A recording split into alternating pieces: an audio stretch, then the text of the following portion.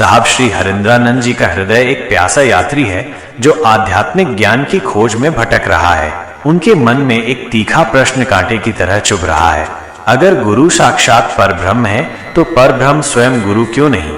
यह प्रश्न उनके अंतर्मन में एक गहरी खाई की तरह बन गया था जिसे वे किसी भी कीमत पर भरना चाहते थे। ये प्रश्न उनके भीतर एक मौन युद्ध छेड़ रहा था, उनकी सारी स्थापित धारणाओं को चुनौती दे रहा था। उन्हें ऐसा महसूस हो रहा था जैसे वे किसी ऐसे रहस्य के द्वार पर खड़े हैं जिसे खोलने के लिए उन्हें अपनी सारी शक्ति लगानी होगी। उनका मन उस उत्तर की तलाश में छटपटा रहा था जैसे कोई बच्चा रात के अंधेरे में अपनी माँ को पुकारता है। और फिर एक ऐसी रात आई जो उनके जीवन का निर्णायक मोड़ साबित हुई। आरा के गांगी शमशान की भयावह और उदास शांति में जब आधी रात गहरा गई थी और सब कुछ नीरव था, साहब श्री हरिंद्रानंद जी को एक गहन आध्यात्मिक साक्षात्कार हुआ। उस मृत्यु की भूमि पर जहां जीवन की क्षणभंगुरता स्पष्ट रूप से दिखाई देती है, उन्हें उस शाश्वत सत्य का अनुभव हुआ। उन्हें लगा जैसे उस अनंत निराकार पर ब्रह्म ने स्वयं ही एक करुणामय और शक्तिशाली रूप धारण कर लिया हो, भगवान शिव के रूप में।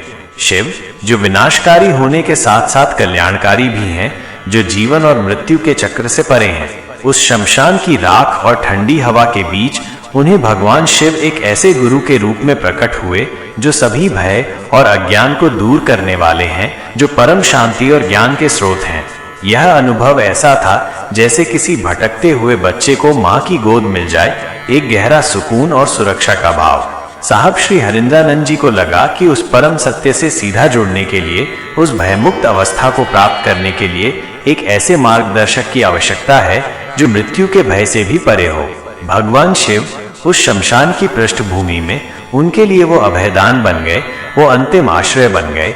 उन्होंने महसूस किया कि परब्रह्म तो अनंत और निराकार है, लेकिन गुरु उस अनंतता को एक ऐसे प्रेममय रूप में प्रकट करते हैं जिससे शिष्य भावनात्मक रूप से जुड़ सके, जिस पर वो अपना विश्वास रख सके।